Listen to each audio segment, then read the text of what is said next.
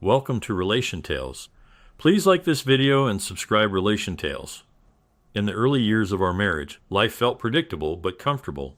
Melissa and I met through friends, and we both wanted a simple life, sharing meals, enjoying relaxed weekends, and building a future based on love and stability. We had some challenges, but nothing too hard. Our kids gave us purpose, and I thought our shared history would help us through tough times. But as time went on, things started to change. We got too comfortable. Our talks shifted from dreams to just managing daily life, and our time together became routine. I ignored the little signs, like Melissa's distant looks and change in tone, thinking it was normal after 20 years. I believed our love was strong enough to handle any changes, but I was about to find out that even deep love can fade if it's not cared for. One evening, I greeted Melissa in the kitchen, but she didn't respond. I was used to her quiet moments, so I didn't think much of it. After I washed up, she joined me in the bedroom and asked how my day was. I proudly told her about my promotion, but her lack of excitement worried me. When I asked about her day, she dropped a bombshell. "Mark, I want a divorce." I was shocked and confused. I didn't know where this was coming from.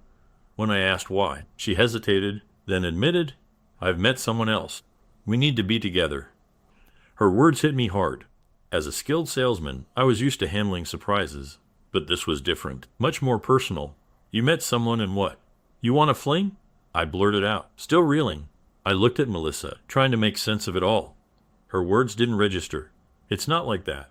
It just happened by chance," she explained hesitantly. My mind fixated on her words, but I stayed silent, still in shock, like I was suspended in midair waiting to crash down. "Stop looking at me like that," she said. I must have looked lost, like a fish out of water. "Mark, I love him. I'm sorry. I never meant for this to happen," she said before leaving the bathroom. I was overwhelmed with emotions, but all I could think about was why. There was no logic, no explanation for why our marriage was over. I should have been angry, but I was stuck on understanding how this happened. I went downstairs intending to talk to her, but she wasn't in the kitchen and nothing was out of place. Melissa always prided herself on being a great mother and housewife, never wanting to work outside the home. I searched the house, checked the garage, and even looked outside, but she was nowhere to be found. Maybe she's out for a walk, clearing her head, I thought. But as I waited, anger began to build. She had probably fallen for someone who filled her head with fantasies. I grabbed a beer and sat in the den waiting for her return. When I woke up, it was evening and the house was still empty. I called out for her with no response. The house felt lonely and I wasn't enjoying the silence. Then it hit me. She had already left. I frantically looked for my phone, called her number, and heard it ringing in our bedroom. Her rings, credit cards, checkbook, and a sealed envelope were all left behind. It felt like everything in her life had been reduced to nothing. Standing there, I realized how little it all mattered now. I didn't want to stay in that room, so I left, feeling drained and overwhelmed. I tried to sleep, but the next morning, I dragged myself to work even though I felt numb. I got through the day without anyone noticing, but Melissa's words kept echoing in my mind. The rest of the week was a blur of emotions. The thought of spending the weekend alone with my memories was too much. So I just got in the car and drove, not caring where I went. As I drove, I kept asking myself if I still wanted to stay married to Melissa. I wasn't sure. I wanted to be with the Melissa I married 22 years ago, not the one who had just admitted to cheating. It felt like it happened ages ago, even though it was only a few days. The painful reality was that she didn't want me anymore. And no matter how much I hoped, I knew she had made her decision. I found myself on a quiet road leading to a secluded lake spot that Melissa and I had discovered while searching for retirement property. We never bought land there, but we loved the place and visited it often. The lake's serene beauty with the sun setting over the water once brought us peace, but now I hated it. I didn't want peace. I wanted to rage.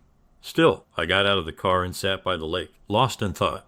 As dusk fell, the memories of joy and love overwhelmed me, and I knew I had to leave. Walking back to the car, my emotions finally caught up with me. I couldn't hold them back any longer. I fell to my knees, fists pounding the ground, screaming and cursing everything, including Melissa. When the rage subsided, I was left with the deep pain of betrayal and rejection. As night fell, I found solace in the darkness, alone with my grief. I cried harder than I ever had, even more than when I lost my sister. Back then, Melissa had been there to comfort me. Now I had no one to lean on as I mourned the end of our marriage. Reflecting on our relationship, I realized how much I loved her. Not just for the big moments, but for the little things. I told her I loved her in unexpected ways and always appreciated her efforts. We had our disagreements, but they never overshadowed our love. Until now, I was blindsided by her infidelity, and though I could blame work, I knew I had missed the signs. I wondered if I was partly to blame. I should have seen it coming, but I didn't. As the sun came up, my emotions finally calmed down. I knew the next days and weeks would be hard, but I was ready to move forward.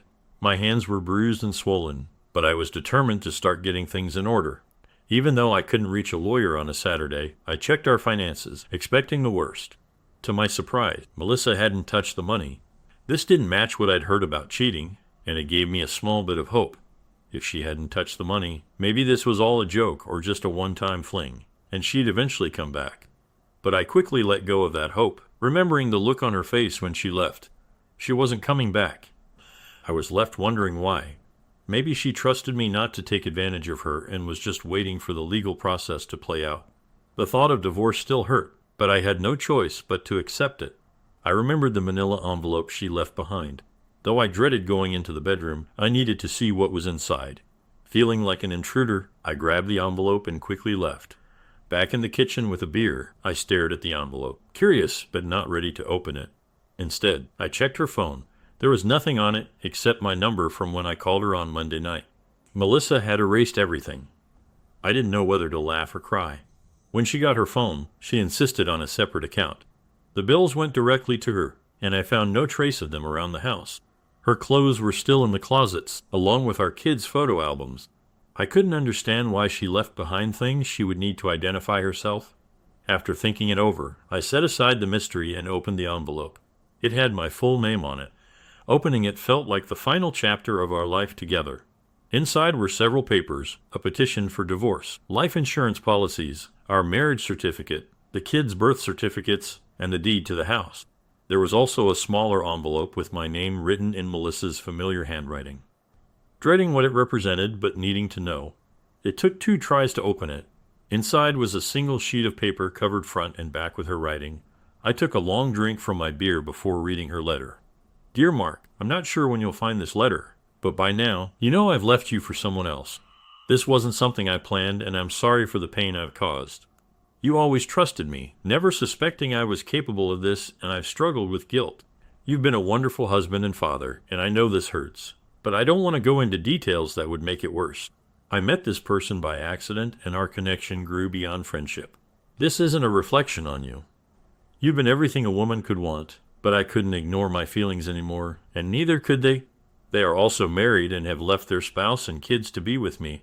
If it helps, we haven't had sex and won't until we're both divorced. We didn't want to make things worse by complicating it further.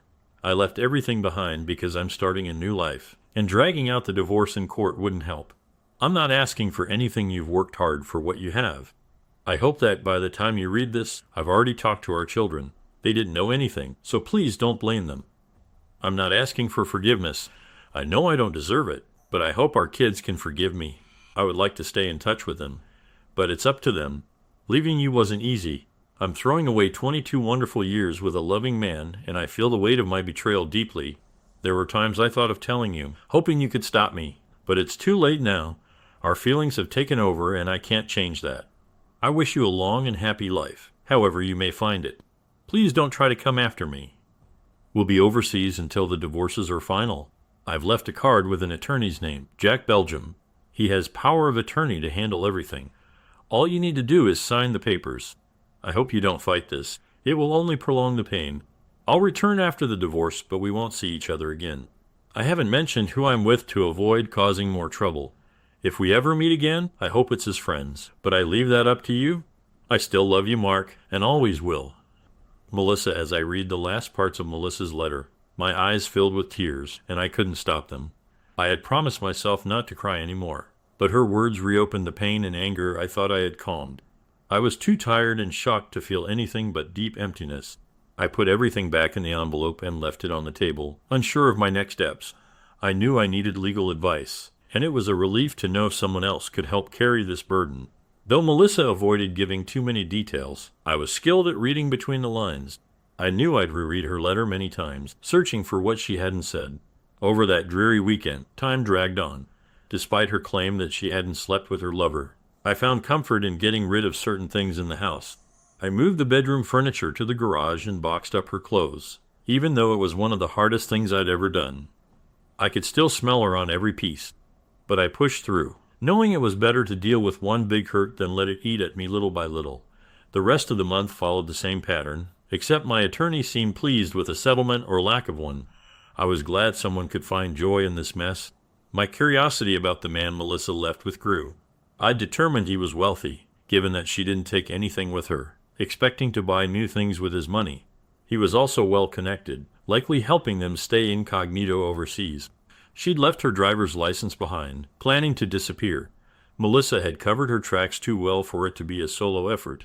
I suspected she had professional help, but my neighbors didn't notice anyone unusual at the house. However, they did see her leave around 11:30 a.m. every day. The man had also left behind a wife and young children. His wealth gave me a starting point for my search, since rich people are easier to track. I spoke with my attorney several times over the next few weeks, and he urged me to sign the divorce papers, worried that Melissa might come back and make things worse. I shared that fear, but I wasn't ready to sign yet. In our no-fault divorce state, everything earned during the marriage was considered shared property. Since Melissa had stayed home, I could end up paying significant alimony and losing half of everything. Despite the risks, I needed to learn more about her affair before signing. Using resources at work, I identified several wealthy men in the state who fit the profile. I narrowed it down to a few possibilities. Men in their late 30s or 40s with wives likely between 30 and 40 years old. It was a long shot, but it made sense. Now, I faced the hard task of finding which wife on my list was missing a husband, then contacting her to explain why I needed to know. I'm not sure why I felt the need to contact this other man's wife or soon-to-be ex-wife. It just seemed like the right thing to do. It sounds simple, but after more digging, I found that most of the men on my list traveled frequently for business, often spending days or weeks abroad. Which of those husbands hadn't come back? If Melissa's lover had returned home and then quickly left, it would be almost impossible to identify him. In my mind, I couldn't believe that two adults supposedly in love and free of their spouses could keep things platonic during a long trip. Even with the best intentions, something would eventually happen, a look, a touch, that would ignite their desire. It was just a matter of time, and they had plenty of it. It took me several more days to narrow the list down to 3 possible men. I repainted and recarpeted the master bedroom and bought new furniture. I hadn't moved my stuff back in yet, since I was still looking for a few more things to make the room feel like mine again. It's strange how things change. When I thought my marriage was solid, the bedroom was just a place to sleep and occasionally make love. But after Melissa left, it felt heavy with gloom. Even though I knew it was just my imagination, it affected me deeply, leading to the extreme makeover. I had spoken to my kids a few times since their mom left, and it seemed she had told them even less than what she wrote in her letter to me. They asked me all sorts of questions, some embarrassing, that I couldn't answer. I think they believed I knew more than I was saying, and I could sense they might have blamed me for their mom leaving. They didn't say anything harsh, but I felt the unspoken accusation every time we talked. I was relieved that both my daughters lived out of state. One had just gotten married, and although I didn't like her husband much, he treated her well enough. The other was in college and would be graduating next year. If they had been closer, they would have constantly been on my case about the split, and I couldn't handle that. I was already struggling enough. At work, I was getting back to a more stable emotional state. Only my boss, Herbert McNair, mentioned my earlier erratic behavior. While he expressed concern for my well-being, I knew his main worry was whether I could still bring in clients and make money. I assured him I could, and that was the end of it. However, I noticed some of my coworkers giving me curious looks. I'd never been distant with them, and we'd shared drinks after work a few times, but I kept my personal life private. I knew there were probably rumors going around the office, but I didn't hear them. Some coworkers asked how I was doing since Melissa left, but I never discussed my marital issues. A few women at the office seemed more interested in me, but that might have been my imagination. I wasn't actively looking, but a few weeks after Melissa left, I started noticing women more. I've never been much of a socialite, so I wasn't good at picking up on signals when a woman was interested. If someone smiled at me or gave me a certain look, I usually made a quick exit, unsure if she was just being friendly or wanted more. As long as I had Melissa, I never needed experience with other women. I also began exercising more. During my marriage, I've been slightly concerned about gaining weight. Not too much, but enough to justify 20 minutes of exercise each morning. I started running and doing a more complete workout, spending an hour each day at it. It helped me burn off anger. I also decided to improve my cooking. The internet is full of recipes, some of which are healthy and tasty, so my diet and cooking skills both improved. My weekday evenings became predictable. Cooking, cleaning, fixing things around the house, researching my project, bathing, and then sleeping. Aside from the occasional call from family or friends, I settled into a life free of unpleasant surprises. I guess I needed the routine to keep myself from unraveling. Weekends were harder at first because I had so much free time. Remembering my mother saying, "Idle hands are the devil's workshop," I tackled house repairs starting with the master bedroom. I wasn't much of a handyman and usually had Melissa call someone, but I figured I could learn. My first attempts were disasters, but I eventually got the hang of it, and it turned out to be good therapy. This change didn't happen overnight, but it did happen gradually. Instead of drinking myself to sleep, I worked on my project to uncover the identity of Melissa's lover. Oddly enough, it eased my pain a bit. By the 4th month, I had settled into my routine when I realized something surprising. I hated my job. Sales requires more than just a drive to succeed. It needs deep motivation to keep going year after year. My main motivation was gone, but I had enough saved to retire. Though I wouldn't live as comfortably, like many others, I had dreams and ambitions that got pushed aside by life's demands. I thought about writing a novel or inventing something new, but I quickly dismissed those ideas. Instead, I considered starting a small business selling useful items, though I wasn't sure what yet. My attorney kept urging me to sign the divorce papers, but I ignored him. I knew he was looking out for my best interests, but I was too focused on finding out who Melissa had run off with. My daughters were less forgiving of my inaction. They didn't want their parents to divorce, but they realized things weren't as hopeful as they first thought. They gave me a hard time, more because of their own pain than anything I'd done. During all this, I hadn't heard a word from Melissa, nor had our children. I assumed her attorney was keeping her informed. My lawyer tried to track her down, but her attorney, Jack Belgium, was tight-lipped, which only strengthened my resolve. My attorney had one last-ditch option up his sleeve, filing an alienation of affection claim, but it was a risky move, dependent on the judge's discretion. We'd only use it if necessary, meaning we'd be fighting the divorce, something that both pleased and frustrated my attorney. He'd earn more money, but was annoyed because if I signed the papers, I'd keep everything from the marriage, and he'd have a victory on his record. By the 6th month, I was certain I despised my job and seriously considered doing something else. I stuck with it because it paid well, and I might need the money for future legal battles. With that in mind, I started day trading, setting aside only what I could afford to lose. It didn't go well at first. I lost more than I made. But after a few weeks, I adjusted and began making small profits. I wasn't going to get rich, but I made enough to reinvest. I've never been a risk taker, but when Melissa left, many of the reasons I'd been so cautious in life left with her. In the past 6 months, I started taking karate classes at a friend's suggestion after my wife left. The training brought balance to my life, both physically and mentally, so much that I began attending 6 days a week. I wasn't aiming for a black belt. I just enjoyed the discipline and self-defense. I adjusted my routine to go to the gym in the mornings and karate at night, getting into the best shape of my life. If I couldn't sleep, I'd practice my moves for 15 or 20 minutes, which always calmed me down. I also rekindled my interest in weapons. I had learned to shoot as a paratrooper in the Army, but after marrying Melissa and having kids, I got rid of my weapons. However, I still enjoyed target shooting and would rent a weapon when I wanted to practice. Now, with no one to object, I bought a firearm and got a concealed carry permit. Though this decision came after something unsettling happened. About 2 weeks after Melissa left, I started noticing things out of place at home. I had been keeping everything orderly, so when I saw my keys on the rack in the wrong order, it caught my attention. I dismissed it at first, but then I noticed other small changes. Little thing, like a book on my nightstand being moved or a bookmark my daughter made not sticking out as usual, made me feel like someone had been in my house, searching for something. I wasn't sure, but the thought unsettled me enough to change the locks and install a top-of-the-line alarm system and cameras. I also started going to the shooting range again and took NRA home protection courses. I knew I was getting a bit paranoid, but living alone after so many years with Melissa was disorienting. My mind was a mess, and nothing made sense. I couldn't shake the feeling that I was missing something important. Or maybe I was just fooling myself because of my lingering feelings for my wife. But then I questioned whether I even still loved her. Love fades if it isn't nurtured, and I knew I'd have to face that if I ever saw Melissa again. But I also wondered why I didn't just accept the divorce and move on, especially since the terms were in my favor.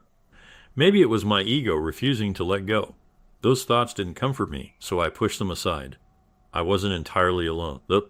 Once word got around the office about my separation, I caught the interest of several female coworkers. As I got into better shape, that interest grew. I went on a few dates, but nothing worked out. I was too preoccupied with finding Melissa and wasn't ready for a serious relationship. The women quickly realized this, and after one date, they usually saw that I needed closure before I could move on. My search for Melissa had reached a dead end. Though I had 3 possible suspects, none fully matched the criteria. So I changed tactics and tried to figure out where Melissa might have met her lover. Using a map, phone book, and the internet, I identified every mall, coffee shop, and public place within a 30-minute drive from my house. The sheer number of options was overwhelming, and for a moment my resolve wavered. But then I thought, what else is there to do? I'm no investigator, but it made sense to just start asking around. Armed with the latest photo of Melissa and printouts of 3 suspects, I began my search, starting with the closest locations. Each day during lunch, I spent 1 to 2 hours visiting places, following pre-printed directions to maximize my time. I managed to visit 3 spots daily, but avoided weekends since Melissa was with me. In the 3rd week, I finally had some luck. By then, I had gotten better at asking questions and showing photos, approaching people with calm confidence. On a Friday at a cafe and bar, a female server took a second look at Melissa's photo and recognized her, though she hesitated at first. After some gentle persuasion and a little cash, she opened up. She didn't recognize the men in my photos, but mentioned another man she'd seen with Melissa. Gray beard, glasses, neatly cut salt and pepper hair. Though I didn't recognize the description, she confirmed they had been seen together multiple times. Leaving the cafe, I felt elated, finally having a solid lead. That day, my mood was so good that coworkers noticed, and I even closed a tough deal at work, earning praise and a bonus from my boss. Despite my situation, I felt surprisingly positive. Using the server's description, I created a composite sketch of the man. The result looked like someone who belonged in a university, but I couldn't match him to anyone online. A few weeks later, I was about to give up. I brought the sketch to work to keep searching during lunch. One day, a coworker, Arturo Mendoza, stopped by and noticed the drawing on my desk. To my surprise, he recognized the man, saying he was a regular donor to a charity our company supported. Arturo couldn't remember the name right away, but eventually he did. Conrad Miller. I was thrilled. Sometimes, small things can make a big difference, and getting this name felt like a major breakthrough. I thought about investigating at work, but Arturo's reaction made me think it was better to do it at home. My house had become my home again, despite the pain and memories of Melissa. That evening, I quickly found out about Conrad Miller. Yes, he had a younger wife and 2 kids, but there was no mention of any long trips abroad. In fact, he seemed to be a homebody. His wife, Diane Lindgren, kept a low profile, which isn't easy when you're married to a billionaire. The internet was full of information on Conrad, who was a dot-com billionaire from the 1990s. He had diversified his wealth, investing in everything from airlines to weapons research. I finally understood what Melissa had meant in her warning. But why would a guy like that, who could have any woman, be interested in my wife? It didn't make sense. Diane was beautiful, and while Melissa was attractive, she wasn't in the same league. My initial excitement faded, leaving me confused and lost. What was I supposed to do now? I had been thinking about a millionaire, but a billionaire, that was a whole different world, with tight security around them all the time. Reaching out to Conrad's wife no longer seemed possible. I couldn't help but wonder what Melissa had gotten us into. I went to bed feeling more dejected than ever. The rest of the week felt the same, uncertain and apprehensive. It was as if my subconscious was trying to keep me from discovering the truth. The internet may be full of lies, but it's useful when digging up information. I quickly found more details about Conrad and Diane online. Conrad was wealthy, but looked more like a bookish professor. Diane was stunning, making it even harder to understand why Conrad would be involved with my wife. But despite all this, I was no closer to understanding anything. I spent weeks researching Conrad Miller's business interests. While I'm no financial analyst, it was clear his businesses were diverse. A third of them were publicly traded and easy to research, but the rest were privately held and difficult to investigate. As for my day trading, I initially set aside $10,000 but quickly lost most of it. After investing another $20,000, I finally started to see small profits. By the time I had blown through almost $40,000, I began making more significant gains. 6 months after Melissa left, I decided to quit my job to focus on day trading and finding my wife. Despite attempts by my boss and coworkers to change my mind, I told them I no longer wanted to work. With Melissa gone, I had nearly $2 million in assets, with day trading accounting for 40%. The rest came from savings and equity in my mortgage-free house. I also had $400,000 in a 401k I could tap if needed. Realizing Melissa's lover was a billionaire, not a millionaire, made my chances of getting close to him slim. I shifted my focus to learning more about his wife, Diane. Unfortunately, there wasn't much information as she led a reclusive life. There were rumors of estrangement, which wasn't surprising. I did find out that Conrad had a large estate in Tuxedo, New York, where his wife and children lived, but he rarely spent time there. I learned all this around the time I quit my job. Now nothing was tying me down. All I needed was my laptop, a few clothes, my camera, and a full tank of gas. My daughters, Katie and Carla, were my only concern. But Katie was married and living out of state, and Carla was finishing college and planning to start her master's degree. They were both pillars of strength for me, and I stayed in constant contact with them. Carla and Katie took their mother's abandonment hard, especially Carla, who was very close to her. At first, Carla blamed me for Melissa leaving. But as weeks went by without hearing from her mother, Carla's anger changed. When Carla would angrily say that her mother was dead to her, I didn't stop her. In a twisted way, it felt good that Melissa had lost at least one of her daughters. Eventually, Katie also started expressing her anger about her mother. By the time I tried to stop the negative talk, it was too late. I understood their pain. They felt as betrayed as I did. I apologize if this story seems disjointed, but my thoughts were all over the place. Divorce is like experiencing a pass away, and I was going through the stages of grief. I started with denial, not believing Melissa was really gone. Then came anger and bargaining, where I'd pray at night, promising to attend church if Melissa came back. Depression set in by the third week and lingered. Acceptance still eluded me. I figured it would only come after a face-to-face meeting with Melissa. At the start of the 7th month, several things jolted me back into action. First, my attorney called, asking what I wanted to do about the divorce. I hadn't heard from him in months and assumed the divorce was finalized since I hadn't signed anything. I was shocked to learn it wasn't. That was odd.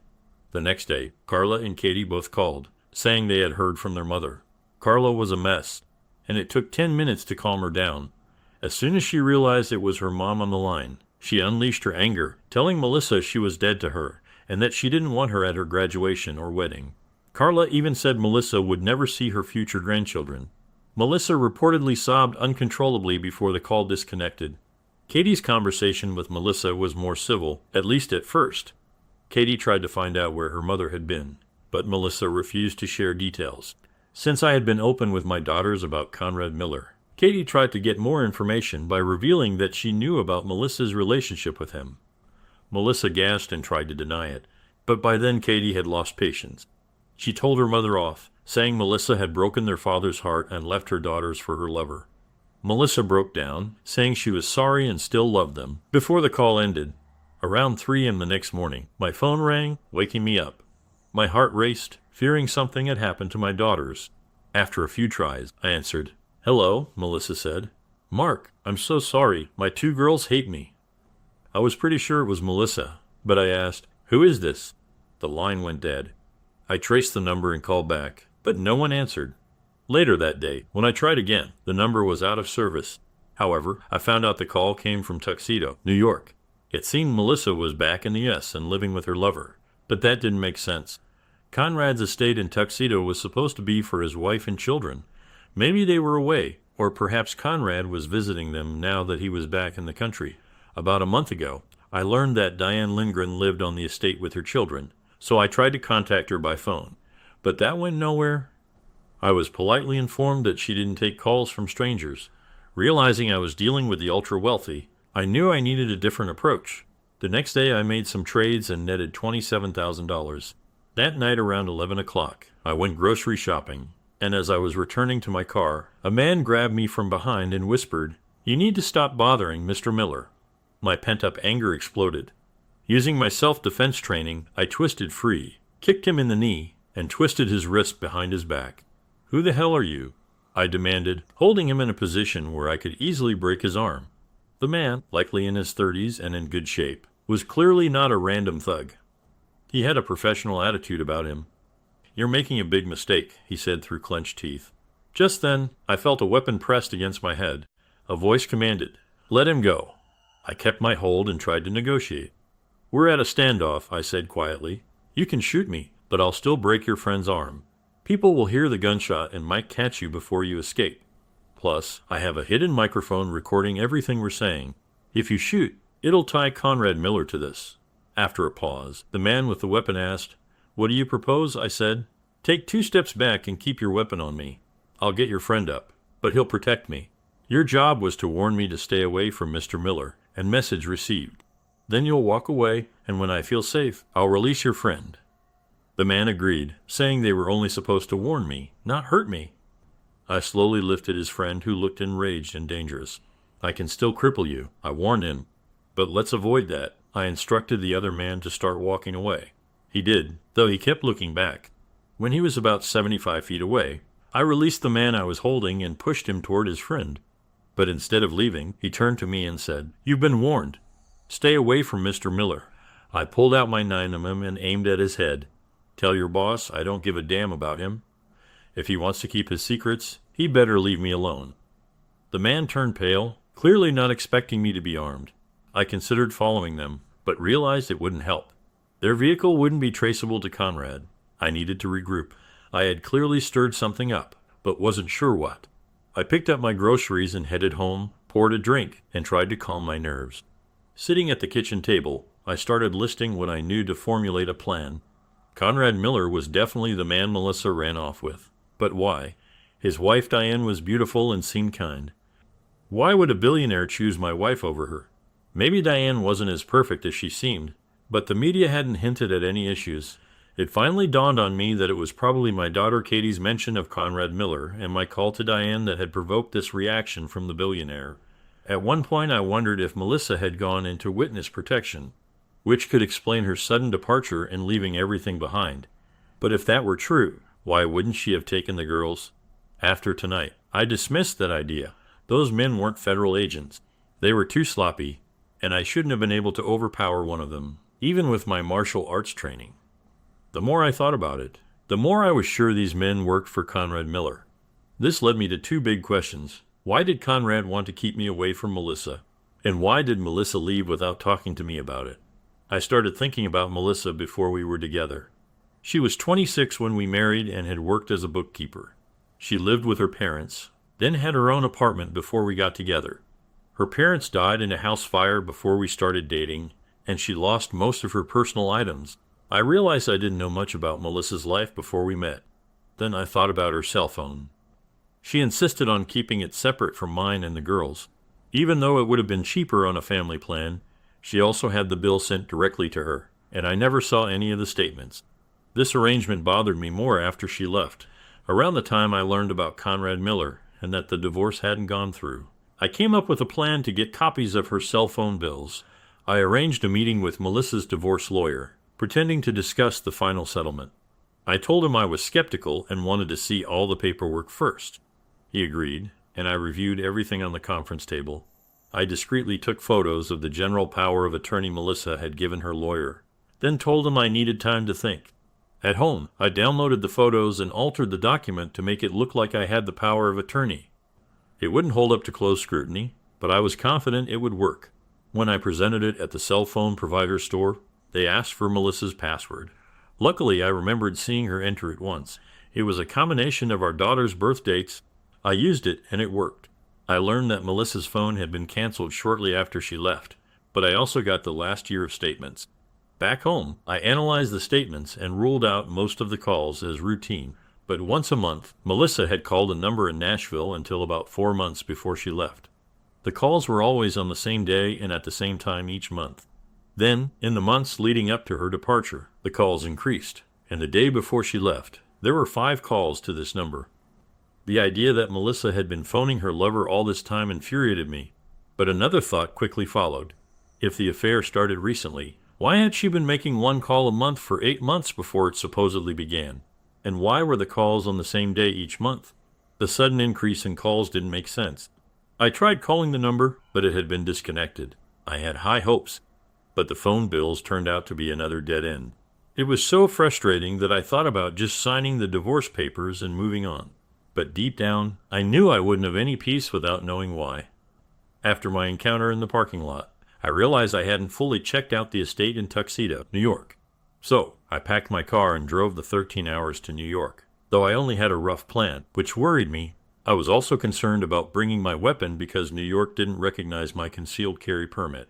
It's ironic how New York has strict weapon laws, but also one of the highest crime rates. When I arrived in Tuxedo, I checked into a motel. I wanted to pay in cash, but they insisted on a credit card. We compromised by using my card, but agreeing not to charge it unless necessary. I told them I was hiding from my wife until our divorce was final, and they seemed sympathetic. Next, I checked out the estate. It was massive with a high wall surrounding it to keep out prying eyes. The front gate was guarded, though the men were well hidden. With my camera's telephoto lens, I took several pictures of each guard and noticed that one of them was the same man I had taken down in the parking lot. I knew I was in the right place. I just needed a way to get inside, or at least see inside. Then 2 moving trucks arrived, which made me nervous. They might be preparing to leave, but after one of the guards spoke to the drivers, the trucks left, though I was sure they'd be back. I was desperate to get into that house, but I'm no secret agent with special gadgets. I kept brainstorming ways to get inside, but each idea seemed ridiculous. The estate covered an entire block, so I made several slow passes around it, avoiding the front gate by cutting down side streets. On my third pass, I noticed a large tree with a couple of limbs extending slightly over the wall in the northwest corner. It was a crazy idea, but it was all I had. I found a nearby hardware store, bought a collapsible ladder and some rope, and headed back. Once back, I stopped by the tree, making sure no one was around. I unloaded the ladder and rope, hid them in the bushes, and parked my car a block away in case I needed to make a quick getaway. I returned to the tree, set up the ladder, and climbed into the tree with the rope around my neck. I kicked the ladder over to avoid drawing attention. If I needed to escape, I'd use the rope. Ironically, 7 months ago, I wouldn't have been able to pull myself up into that tree. But now, after all my exercise, it was easy. I climbed higher until I had a clear view of the backyard. It was large and beautifully landscaped, with a patio, an expensive grill, outdoor furniture, and a TV. The main feature was a large oval-shaped pool with a waterfall and slide. But what really caught my attention was Diane Lindgren lounging by the pool with a book. She looked even more beautiful in person. Then I saw the sliding glass door open and a man stepped out. He stayed in the shade of the porch for several minutes, so I couldn't see who it was. Finally, he walked over to Diane and kissed her. I was shocked. It was Conrad Miller. This was a mess. He had stolen my wife and was still with his own. Suddenly, there was a commotion inside the house. 2 men with guns and silencers ordered the couple back inside. I had no idea what was going on, but it clearly wasn't good. I pulled out my phone and called emergency, telling the operator there had been a shooting. I wasn't sure if there had been, but I hoped it would get the police there faster. I had already tied off the rope and quickly threw it down. It only took me seconds to descend, and then I sprinted toward the house, expecting someone to shoot me at any moment. But no shots were fired. When I reached the sliding glass door, it was still open.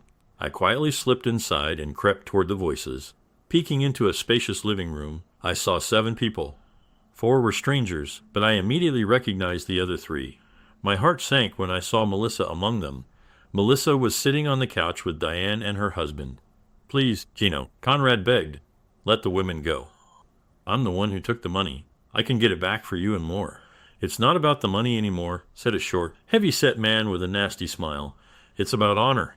You stole from us, and that woman got my brother Johnny sent to prison for 20 years. I was horrified when Gino pointed his weapon at my wife." "Gino, she didn't do it." "I did," Diane said defiantly. "I used her computer to send all the information to the government." "She had nothing to do with it, but she cooperated." "All the information?" Gino sneered. "It doesn't matter. She knows too much, and I'm not leaving any loose ends." "Since you're going to eliminate us anyway," Conrad interrupted, "can I ask a few questions?" Why not? Gino smirked. I've got a few minutes. I sent one of my men to check something. Conrad asked. What is that? Gino chuckled and said, I was surprised when you and your bookkeeper showed up last night. We've been watching this place for weeks, thinking your wife would lead us to you. But you came back here. There must be something here you wanted that your wife couldn't get for you. Just then, another man came into the room and said, You were right. Gino, smiling. I found his safe hidden in the floor.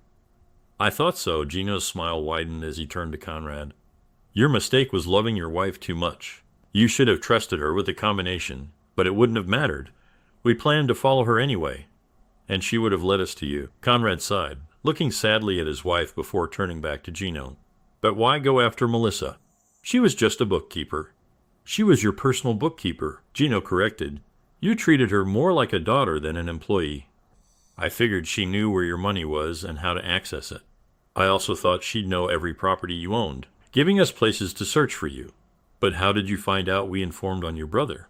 Diane asked. You were clever in how you fed information to the government, Gino admitted. Even your husband didn't know you were the informant at first. It took years and a lot of money for our hackers to trace it back to you. I have to hand it to you, Gino chuckled. What do you call yourself now? Conrad Miller? That was smart. You and your wife had plastic surgery and reappeared as new billionaires. But most of that wealth is a facade, isn't it? It was clever because I knew you hadn't stolen $1 billion. What did you take? 40 or 50 million? 78 million, Conrad corrected. That much? Gino nodded. I'm impressed, but you were always the smart one, Jacob. That's why my brother brought you in. You took our illegal money and turned it into legitimate businesses, but you got greedy and skimmed too much, hiding it in places we didn't know about. Johnny figured it out and was about to deal with you when your wife tipped off the feds. It threw me off for a while, but I eventually found your bookkeeper. I planned to take her and her family, torture and kill them one by one until she told me where you were. But then she disappeared without a trace. That's when I realized there was a mole in my organization. It didn't take long to find out it was Kelly, and we took care of her. Kelly's dead? Conrad asked, shocked and saddened. Yes, but I didn't eliminate her. She jumped from a second-story window trying to escape. Unfortunately, she died on impact, so we didn't get any information from her. After she bolted, it didn't make sense to grab her family without knowing where she was. So we tapped their phones. It took months, but that's how we discovered your real name and this location. If you knew we were here, why didn't you take us last night? Conrad asked. Gino shook his head. I outsmarted myself. While watching this house, I figured you'd need new IDs, so I blocked them from being delivered. My plan was to replace the moving van drivers with my men. But when you didn't get the new IDs, you sent the vans away. That's when I decided to strike. Now here we are. Enough talk. You can make this easy or hard. I need the combination to the safe.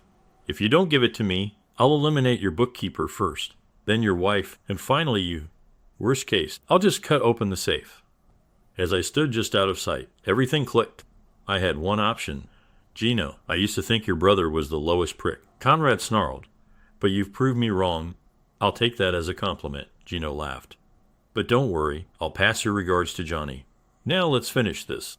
Months of anger, depression, and hopelessness faded away. I was still scared, but I knew I had to act. I quickly reviewed all my firearms training, checked my Ruger's safety, and aimed at Gino. My instructor had taught me to take out the most immediate threat first. I knew I had only seconds to make each shot count. I took a small breath and squeezed the trigger. I hit Gino in the back, and he fell forward. Then I shot the man aiming at Melissa, taking him down. I fired again, hitting a third man before they started shooting back. A bullet struck my left side, but I kept shooting.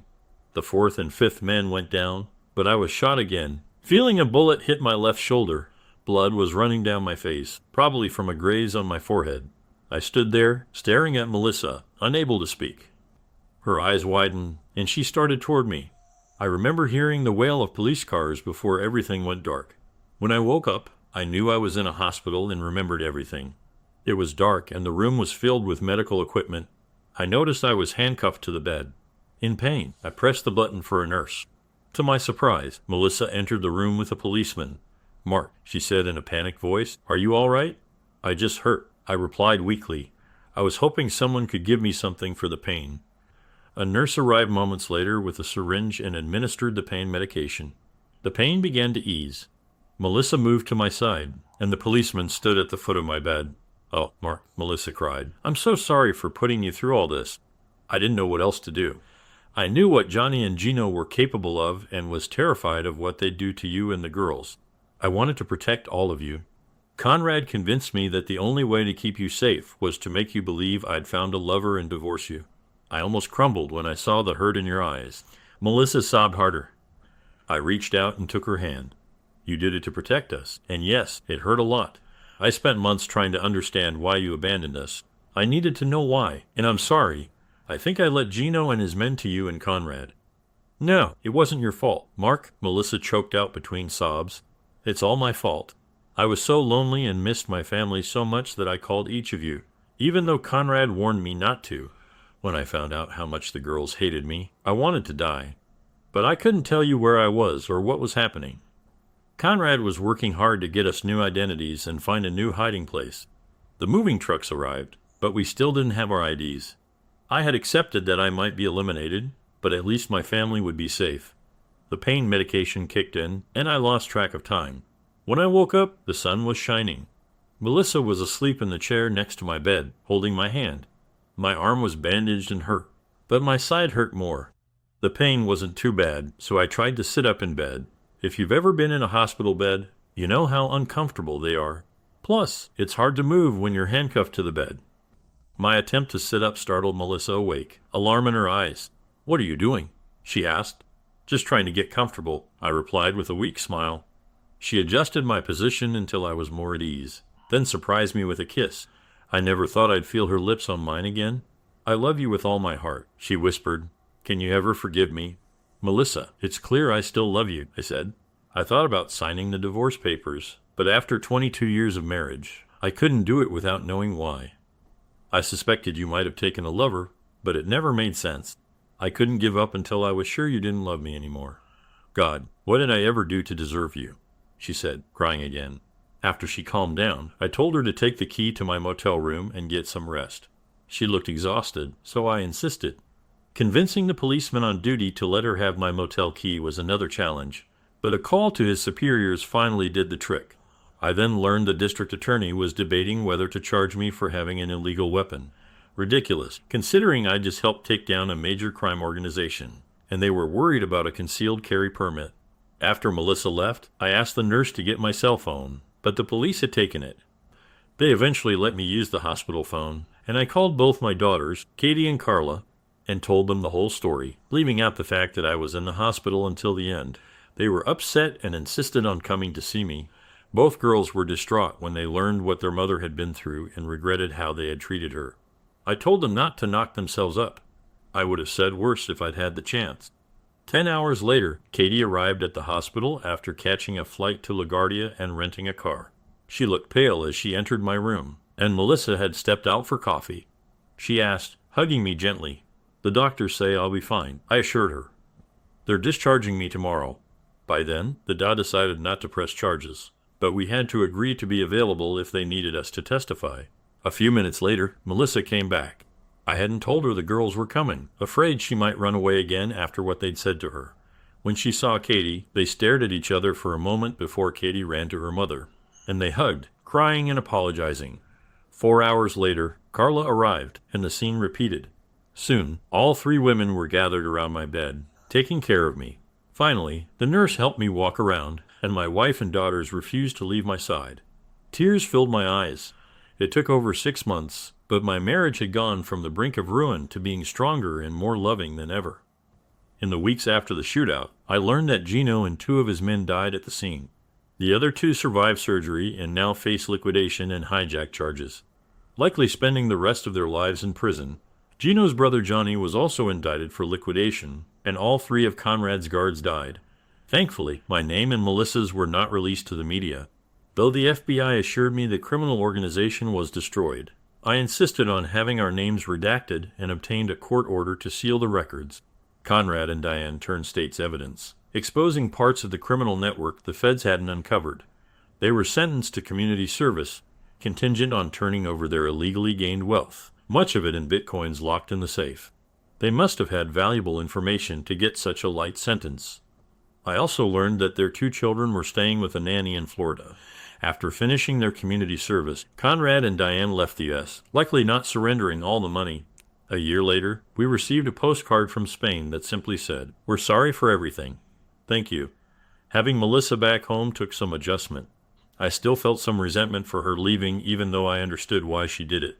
Meanwhile, Melissa struggled with night terrors, waking up screaming. Counseling really helped us. Coming home was a shock for Melissa. The house had changed a lot while she was gone. I had taken care of all the repairs, repainted, and completely redone our bedroom. Melissa also had to adjust to my new work life. I no longer wanted a traditional job and now work from home making day trades, which allows us to take spontaneous vacations together, something she loves. She was impressed by how fit I'd become and started going to the gym with me, though she wasn't interested in karate. Now, we go to the gym 3 times a week, and I practice karate twice a week. Our sex life became more intense as we both realized we couldn't take anything for granted. Carla is getting married in 3 months, and Melissa is deeply involved in the wedding planning. Katie is pregnant with a boy, and both girls call us almost daily. Carla even moved in for a few weeks after I got home to help, but I was relieved when she went back to her apartment. I didn't need another wife. Melissa and I still worry about each other a lot. When we started sleeping together again, I would wake up when she reached out to make sure I was still there, and I would do the same. At the start of all this, I was desperate to understand why she had left me. Second story, my girlfriend 20 had a tough childhood and rough home life. We've been together for 3 years. I helped her move to a place that supports people in her situation, but recently she started drinking and using drugs because things were getting worse. Last week, she had trouble sleeping and stayed up late when I couldn't be with her because of work. She created a new Discord account to socialize and not feel so lonely. When I asked to see her conversations, she said it was just silly talk. When I asked her to log in, it took her a while, so I looked at her phone and found out she was flirting with at least 3 guys. There were explicit messages and some revealing photos, though thankfully they were clothes. I'm now in another room while she's crying next door. She told me she was high and not feeling well, and that what happened didn't mean anything. I saw her as my soulmate and planned a future together, but now I'm unsure of what to do. I don't think I can just ignore it. Should I give her another chance, or is it too late? I feel weak for not just ending things. This happened a week ago, and I'm still unsure of what to do. I'm trying to act like nothing happened for now. Her mental health is getting worse, and she needs more help from where she's staying. I'd appreciate any advice, even if it's harsh.